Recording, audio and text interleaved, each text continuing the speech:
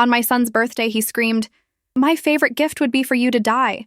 And those words changed everything between us forever. I arrived at my son's apartment on his 38th birthday, carrying a homemade chocolate cake with raspberry filling, the same recipe I'd been making for him since he turned 5. My hands trembled slightly as I knocked on the door, not from the weight of the bakery box, but from anticipation of seeing his face light up like it used to when he was young. The hallway smelled of fresh paint and expensive cologne, a stark contrast to the modest scent of vanilla and cocoa wafting from my carefully wrapped gift. I'd spent 3 days perfecting that cake, testing the frosting twice to get the exact shade of burgundy he loved, using money from my retirement check that should have gone toward my overdue electric bill. The door swung open, and there stood Marcus, my only child, looking nothing like the grateful boy I remembered. His designer suit probably cost more than my monthly rent. His hair styled with that expensive gel I'd seen advertised on television. Everything about him screaming success and sophistication. But his eyes, those same brown eyes I'd stared into when he was a baby, held nothing but cold irritation as they landed on me. He didn't smile, didn't step forward for our usual hug, didn't even acknowledge the cake I was holding like a peace offering between us. "Oh, it's you, Nicole," he said. Not mom or mother, just my first name, like I was some stranger selling magazines door to door. His tone carried the same dismissive quality he used with telemarketers, that particular blend of annoyance and superiority that makes your stomach drop. I forced my smile to stay in place, determined not to let his coldness ruin what I'd planned as a beautiful surprise visit. Behind him, I could see his penthouse apartment, the one I'd co-signed for when his credit wasn't quite good enough, with its floor-to-ceiling windows overlooking downtown Seattle. "Happy birthday, sweetheart," I said, my voice catching slightly on the endearment that suddenly felt inappropriate given his reception. "I made your favorite cake, the one with the raspberry filling you always loved, and I brought you something special I've been saving." I lifted the box slightly, hoping the familiar aroma would trigger some warmth in him, some memory of all those birthday mornings when he'd race to the kitchen in his pajamas. But Marcus just stood there, one hand on the doorframe like a bouncer deciding whether to let someone into an exclusive club, his expression unchanging. He stepped aside finally, not inviting me in so much as resigning himself to my presence, and I walked into that beautiful apartment feeling smaller with each step. The marble floors clicked under my worn sneakers, the only pair I owned that didn't hurt my feet after years of working double shifts as a nurse. Everything gleamed and sparkled, from the crystal chandelier to the spotless white furniture, not a single item out of place or showing any sign of actually being lived in. I set the cake down on his granite kitchen counter and pulled out the small wrapped package I'd been clutching in my other hand. "So, are you just dropping that off or planning to stay?" Marcus asked, his voice dripping with impatience as he checked his phone for what seemed like the 100th time. I felt my heart sink into my stomach, that familiar ache of rejection spreading through my chest like ice water. This was supposed to be a special day, a moment for us to reconnect after months of his canceled dinners and ignored phone calls. "I thought maybe we could spend some time together," I said softly, hating how small and pathetic my voice sounded in that enormous, echo-filled apartment. Marcus let out a sharp laugh, the kind that cuts deeper than any insult ever could. "Nicole, I have plans tonight with important clients. A dinner at Emerald Bay that's been scheduled for weeks." He finally looked up from his phone, and what I saw in his eyes made me wish he hadn't. There was no warmth there, no trace of the little boy who used to climb into my lap when he had nightmares. Just cold calculation and barely concealed annoyance at my unexpected presence. "I understand," I whispered, though I didn't understand at all how my own son could treat me like an inconvenient interruption. I set the wrapped gift on the counter next to the cake, a vintage watch that had belonged to his father, my late husband. It was one of the few valuable things I owned, something I'd kept for 30 years, waiting for the right moment to pass it down. Now that moment felt tainted, wrong, like offering a treasure to someone who saw it as just another piece of junk cluttering their minimalist lifestyle. "Actually, Nicole, we need to talk," Marcus said, crossing his arms over his chest in that defensive posture I'd seen him use in business negotiations. His jaw was set, his eyes hard, and I suddenly felt like I was standing in front of a stranger wearing my son's face. "I've been meaning to have this conversation for a while now, and since you're here, we might as well get it over with." My hands started trembling again, but this time it wasn't from anticipation. "What is it, honey?" I asked, even though every instinct in my body was screaming at me to leave, to run before he could say whatever he was about to say. But I was his mother, and mothers don't run from difficult conversations, so I stood there like a fool waiting for the axe to fall. Marcus took a deep breath, and I watched his face transform into something cold and cruel that I'd never seen before. "The one thing I really want for my birthday," Marcus began, each word falling like stones into still water, creating ripples that would destroy everything, "is for you to just disappear from my life, Nicole." He paused, letting those words sink in like poison before delivering the final blow. "Actually, my favorite gift would be for you to die." The world stopped spinning, the air left my lungs, and I felt my knees buckle slightly. Did my son, the baby I'd carried for 9 months, the child I'd raised alone after his father died, just wish for my death? I gripped the edge of the counter to steady myself, my vision blurring as tears threatened to spill down my cheeks. "What did you just say?" I managed to choke out, hoping I'd misheard, praying this was some cruel joke I didn't understand. But Marcus didn't take it back, didn't laugh and say he was kidding, didn't show even a flicker of remorse. Instead, he looked almost relieved, like he'd finally released a burden he'd been carrying for too long. "You heard me," he continued, his voice steady and cold as winter rain. "I'm tired of your constant calls, your surprise visits, your need for validation and attention that I just don't have time to give." He started pacing the kitchen, gesturing with his hands like he was presenting a business case for my removal from his existence. "You're suffocating me, Nicole, with your outdated advice and your emotional neediness, always wanting to be involved in every aspect of my life." My legs finally gave out, and I sank onto one of his expensive bar stools, the leather cool against my trembling body. 38 years of motherhood flashed before my eyes like a drowning person's life story. Every sleepless night when he had croup, every dollar I'd saved by eating cereal for dinner so he could have proper meals, every birthday party I'd thrown, every school play I'd attended, every dream of my own I'd sacrificed without hesitation or complaint. "Marcus, I'm your mother," I whispered, my voice breaking on that last word. "Everything I've done has been for you, to give you opportunities I never had, to make sure you had the best possible life." But even as I said those words, I could see they meant nothing to him, bouncing off his expensive suit like rain off waterproof fabric. What had I created in trying to give him everything? "That's exactly the problem," Marcus shot back, spinning around to face me with eyes blazing. "Everything you've done has been about you feeling needed. You playing the martyr, you holding it over my head like some unpayable debt." His words were surgical strikes aimed at the very core of who I thought I was. "I never asked you to sacrifice everything, Nicole. That was your choice. And now you want me to spend my life making it up to you." I thought about the $72,000 I'd given him for business school, money I'd borrowed against my tiny house. I remembered the $35,000 for his first car when his beat-up Honda finally died during his sophomore year. There was the $60,000 wedding to Amanda, his first wife, a lavish ceremony at the Riverside Country Club that lasted 4 hours, and their marriage barely lasted 2 years. And the second wedding, even more expensive, to Jennifer, which ended just as quickly and painfully as the first. "I never once asked you to repay me," I said, my voice gaining strength from somewhere deep inside. "I never threw those sacrifices in your face or demanded gratitude." I stood up from the stool, my back straightening with a dignity I didn't know I still possessed. "I did those things because I loved you, because that's what mothers do for their children."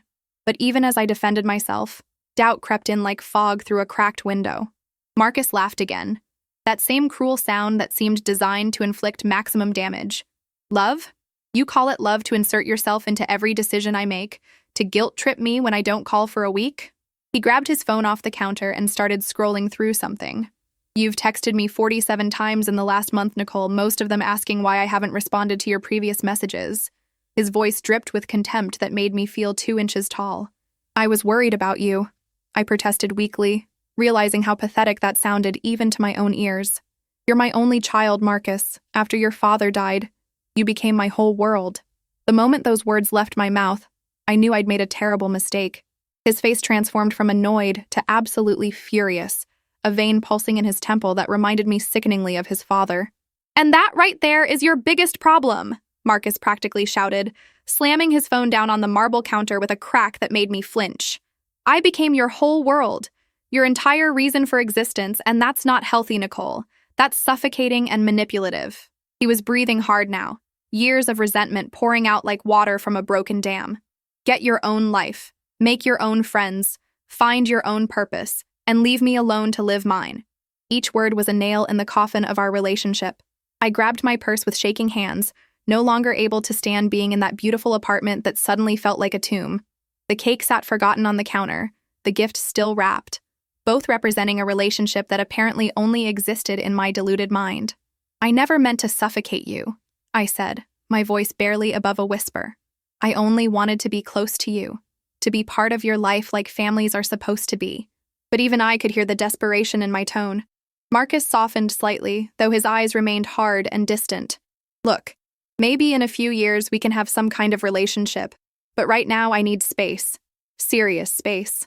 He walked toward the door, opening it in a clear dismissal that hurt worse than his earlier words. "I think it's best if you don't contact me for a while. Let me breathe without feeling guilty every time your name pops up on my phone." It was a death sentence wrapped in reasonable-sounding language. I walked toward that open door on legs that felt like they belonged to someone else, each step taking me further from the son I thought I knew. When I reached the threshold, I turned back one last time, hoping to see some crack in his armor, some sign of the boy who used to hug me goodnight. But Marcus was already back on his phone, typing rapidly, probably making plans with people who mattered more than his own mother ever could. "Happy birthday, Marcus," I said, and then I walked out of his apartment and possibly out of his life forever.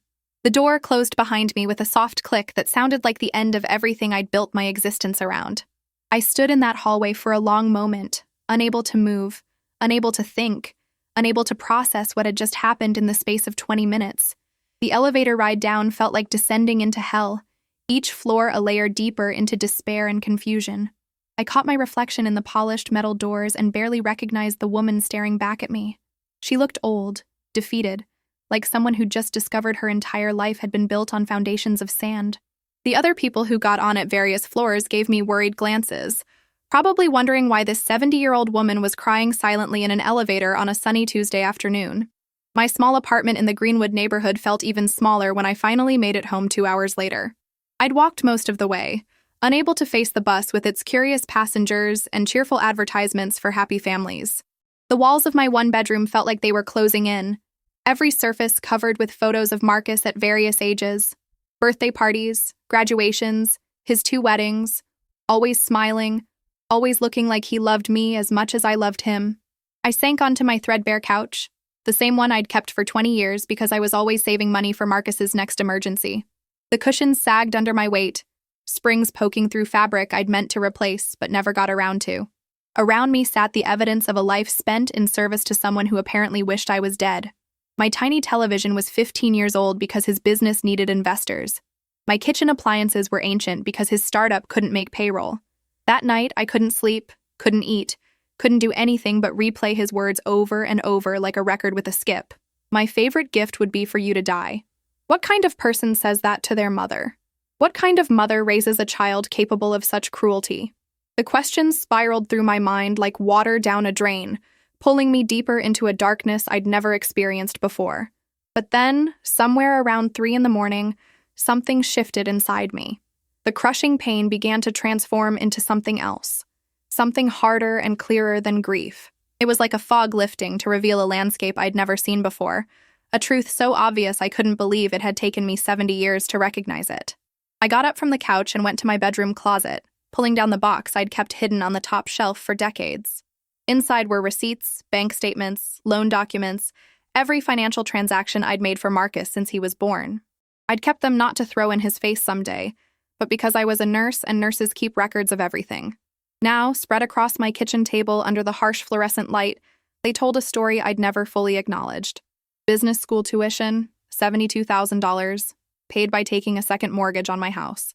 First car, $35,000, financed through a high-interest loan because my credit was maxed from his undergraduate expenses. Wedding to Amanda, $60,000, paid by cashing out half my retirement fund. Wedding to Jennifer, another $55,000, the other half of my retirement gone. Startup investment when his tech company needed capital, $90,000. Money I borrowed from my own brother who still wasn't speaking to me. The apartment he lived in now, the penthouse overlooking Seattle, I'd co-signed because his credit score was terrible from all his failed business ventures.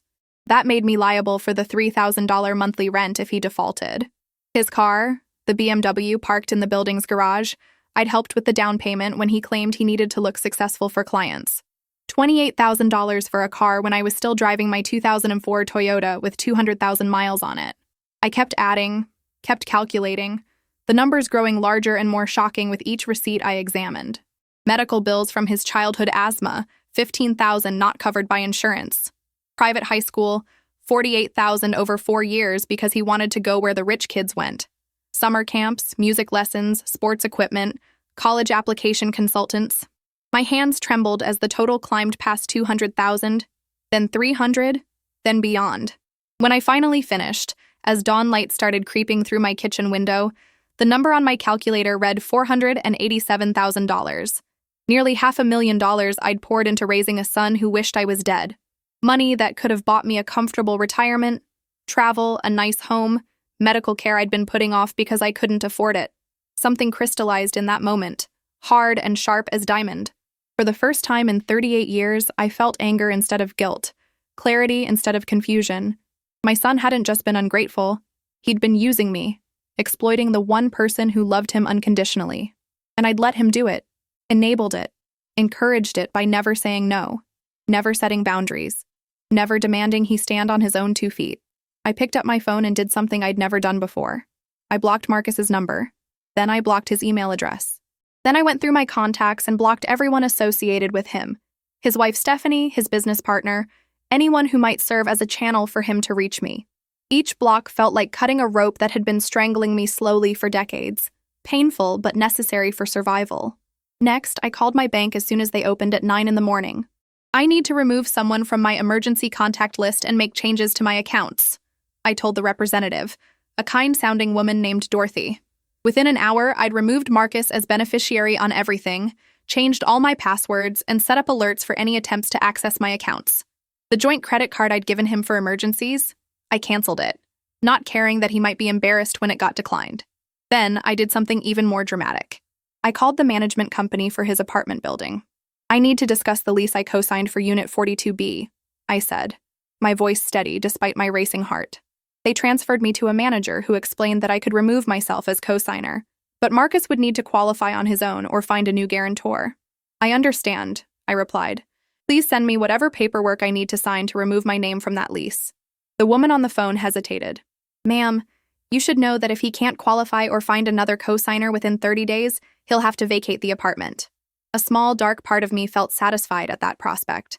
That's his problem to solve, not mine, I said, and meant it. My co-signing days are over. When I hung up, I felt lighter than I had in years. For the next 3 days, I didn't leave my apartment. I spent the time planning, researching, making decisions I should have made decades ago. My neighbor and longtime friend, Patricia, knocked on my door Wednesday afternoon with concern written all over her face. Nicole, I heard crying through the walls on Sunday night. Are you okay? She asked, her gray eyes full of genuine worry that contrasted sharply with my son's coldness. I invited her in and told her everything. Every cruel word Marcus had said, every dollar I'd spent, every sacrifice I'd made that he'd thrown back in my face. Patricia listened without interrupting, her hand occasionally reaching out to squeeze mine. When I finished, she was quiet for a long moment.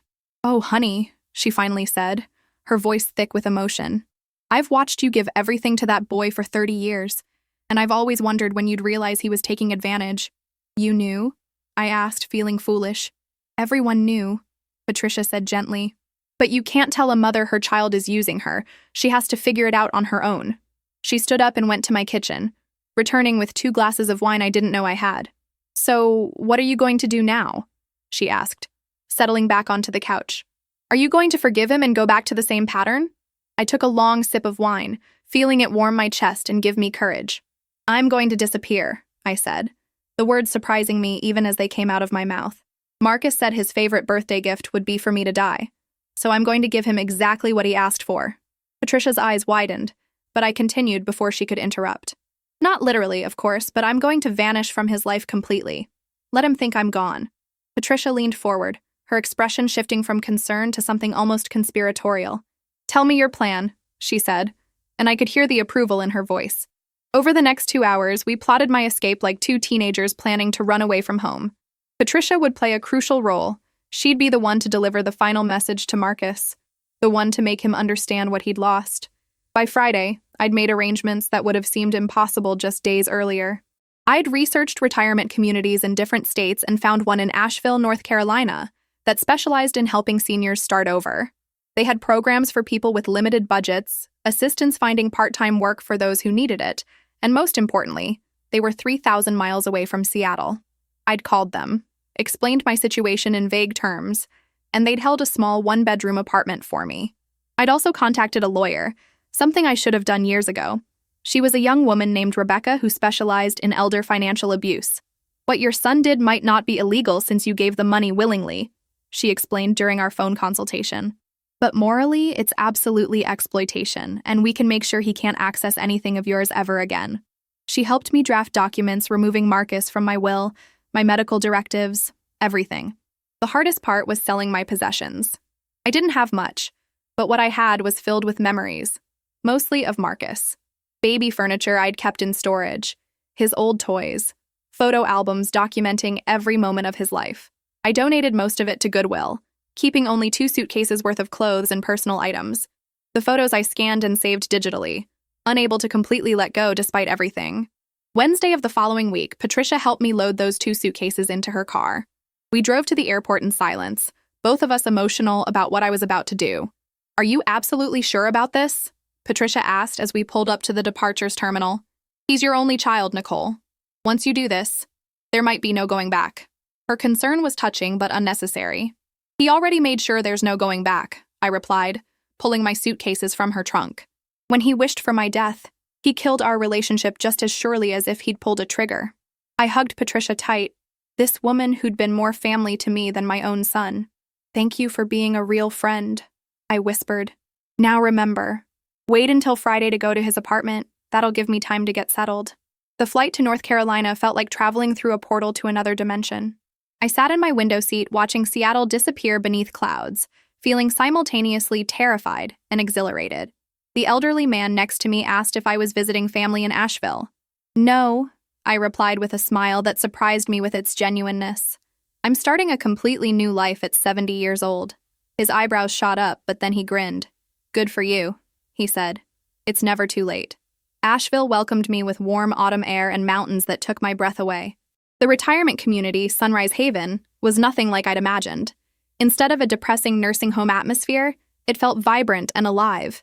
People were gardening, painting, taking exercise classes, actually living instead of just waiting to die. The director, an energetic woman in her 50s named Carol, gave me a tour that felt more like a welcome home than an intake process. My apartment was small but perfect, a clean slate with no memories attached to it. 1 bedroom, a tiny kitchen, a living room with windows overlooking a garden where residents grew vegetables. The furniture was simple but comfortable, and for the first time in years, everything belonged to me alone. No son's hand-me-downs, no sacrifices to afford something better, just mine. I unpacked my 2 suitcases and realized how little I actually needed to be happy. That first week, I did things I'd never had time for when my life revolved around Marcus. I joined a book club where we discussed literature instead of parenting strategies. I took a watercolor painting class and discovered I had a talent I'd never known existed. I went on hikes through the Blue Ridge Mountains with other residents, my old knees protesting but my spirit soaring. Every day I felt lighter, younger, more like the person I'd been before motherhood consumed my entire identity. But I knew the real test was coming. Friday was approaching, the day Patricia would execute our plan. She would go to Marcus's apartment with an envelope containing a letter I'd written, a letter that would change everything. My hands had trembled writing it, each word carefully chosen to convey what I needed him to understand. The letter sat in Patricia's possession now, waiting to deliver its devastating message. Friday morning in Asheville, I woke up knowing that 3,000 miles away, Patricia was knocking on Marcus's door. I'd asked her to go early, around 8 in the morning, when he'd definitely be home getting ready for work. She'd rehearsed what she would say, how she would act, every detail planned to create maximum impact. My phone was off, sitting in a drawer where it had been since I arrived, cut off from my old life completely. According to our plan, Patricia would look distraught, worried, playing the concerned neighbor perfectly. She'd tell Marcus she hadn't seen me in over a week, that my mail was piling up, that she'd used her emergency key to check my apartment and found it nearly empty. Just some furniture too old to move and a single envelope addressed to Marcus sitting on the kitchen table. The letter would explain everything, where his cruelty had driven me, what his words had cost. In the letter, I detailed every dollar I'd spent on him, not to guilt him, but to help him understand the magnitude of what I'd sacrificed. I'd explained how his birthday wish had shattered something inside me that could never be repaired. And I'd told him that I was disappearing, starting over somewhere he'd never find me, giving him exactly what he'd asked for. The letter ended with a simple sentence. You wished for me to die, so I'm giving you that gift. The mother you knew is gone. I spent that Friday in a strange state of suspended animation, unable to focus on anything. The other residents noticed my distraction during lunch, a kind woman named Margaret asking if I was feeling all right. Just waiting for news from my old life, I told her vaguely. Something that needs to happen before I can fully move forward. She nodded, understanding, not pushing for details I wasn't ready to share. By 5 p.m, I couldn't stand it anymore. I pulled out my phone and turned it on for the first time in 9 days. It took several minutes to power up and connect to the Wi-Fi. When it finally did, my screen exploded with notifications. 73 missed calls, all from Marcus, 46 text messages, 12 voicemails. My hands shook as I opened the text messages, watching his panic unfold in real time. The first messages, sent around 9 that morning, were confused and angry. Patricia just came here with some crazy letter. What kind of stunt are you pulling? Another. This isn't funny, Nicole. Call me back immediately. Then, as hours passed with no response, the tone shifted to worried. Mom, please, I need to know you're okay. That was the first time he'd called me Mom in the messages, and it made my heart ache despite everything. By afternoon, the messages became frantic. I've called every hospital in Seattle. The police won't file a missing person report because Patricia said you left voluntarily. Another. I read your letter 5 times. I can't believe you spent that much money on me. I never asked for any of it. That line made me laugh bitterly. He never asked. But he never refused either, never questioned where the money came from or whether I could afford it. The voicemails were even more intense.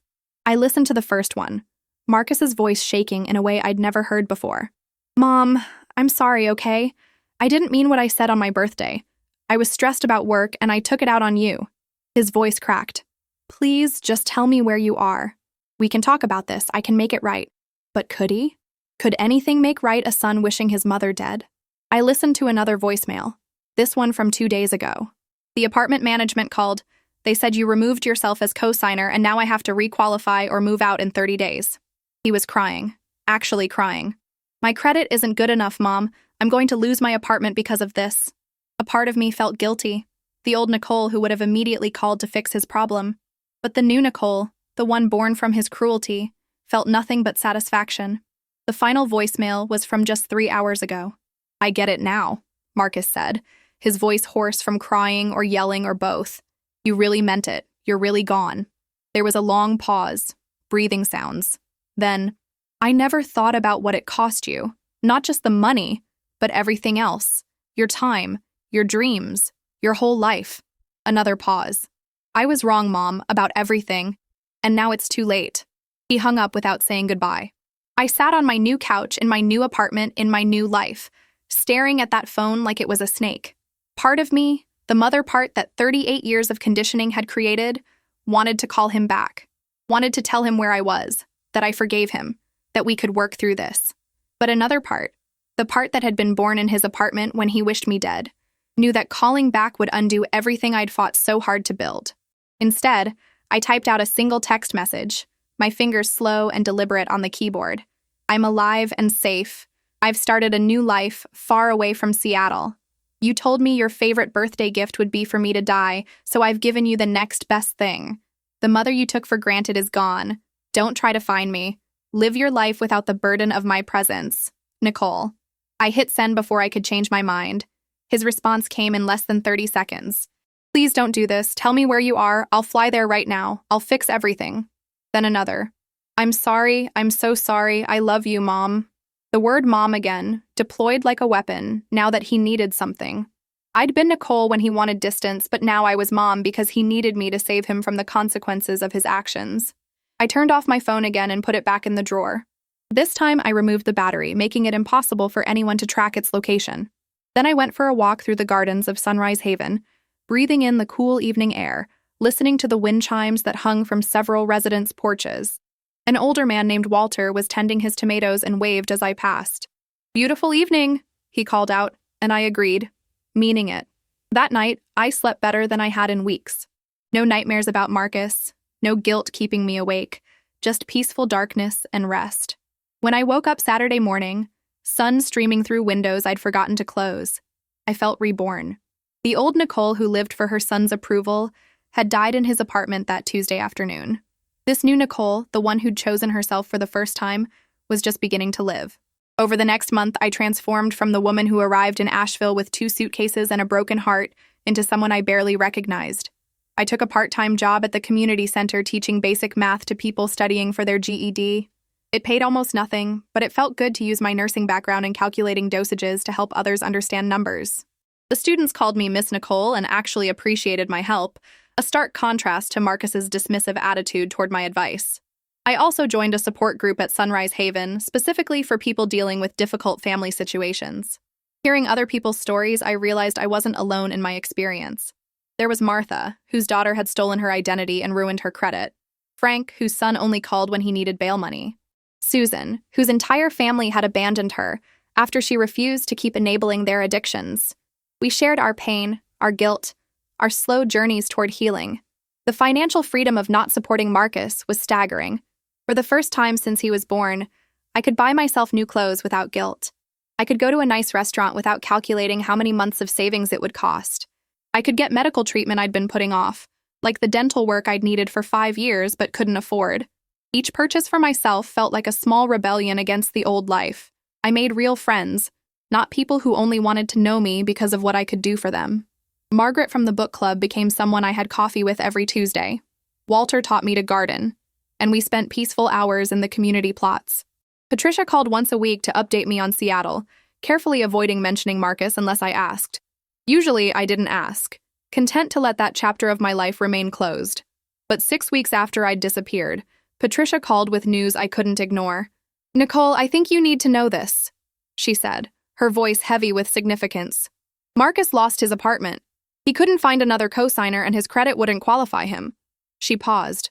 "He had to move into a 1-bedroom rental in Tacoma, something he can actually afford on his own." I felt a twinge of something. Not quite satisfaction, but maybe justice.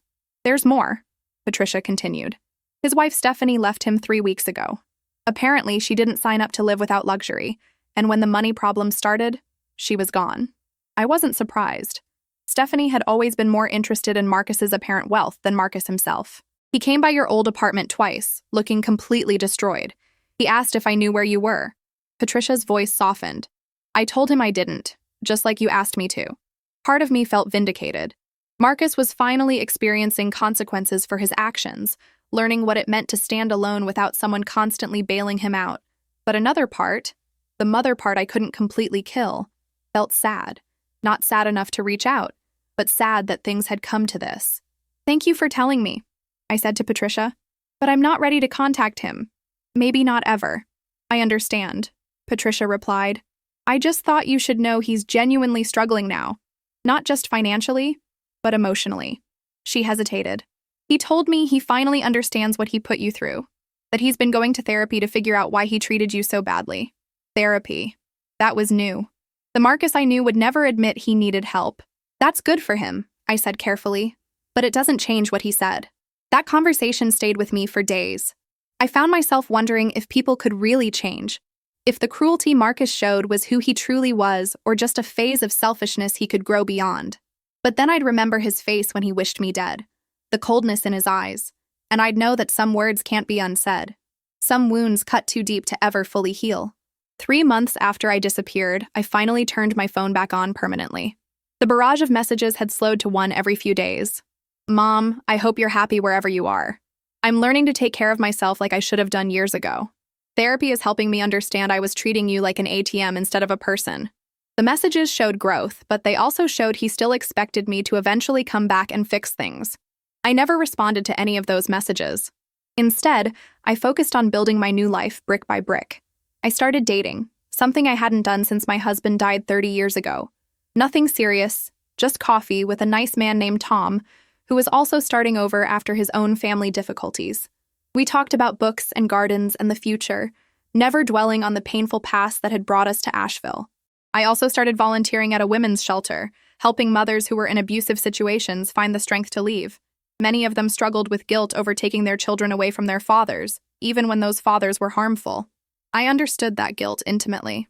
Sometimes loving yourself isn't selfish, I'd tell them. Sometimes it's survival. I wished someone had told me that 40 years ago. My 71st birthday came. exactly 1 year after Marcus's 38th when everything had fallen apart. I spent it hiking in the mountains with my new friends, eating cake at a small party Margaret organized, feeling more celebrated than I had in decades. Nobody at the party knew my history. They just knew me as Nicole, the math tutor who laughed easily and always volunteered to help with community events. I liked being that Nicole. That night, I did something I'd been avoiding. I wrote a letter back to Marcus, though I had no intention of sending it. I needed to process my feelings to articulate what this year had taught me. Dear Marcus, I wrote, you wished for me to die, and in a way, I did. The woman who sacrificed everything died in your apartment that day. But someone new was born. Someone who finally learned to live for herself. I continued writing, the words flowing like water that had been dammed up too long. I don't hate you. Hate requires too much energy I'd rather spend on joy. But I can't have you in my life. Not after what you said. Not after 38 years of giving everything only to be told I was a burden. My hand cramped from writing, but I kept going. Maybe someday, when I'm truly healed, we can talk. But that day isn't today, and it might not come tomorrow either. I sealed the letter and put it in my drawer with my phone, unlikely to ever be sent. It had served its purpose just by being written. Then I went out onto my small balcony and watched the sun set over the mountains, painting the sky in shades of orange and pink that took my breath away. This view, this peace, this life was mine, earned not through sacrifice for others, but through finally choosing myself. You might wonder if I made the right choice, if a mother should ever give up on her child no matter what they say. Maybe you think I'm cold or unforgiving. But I learned something crucial that year.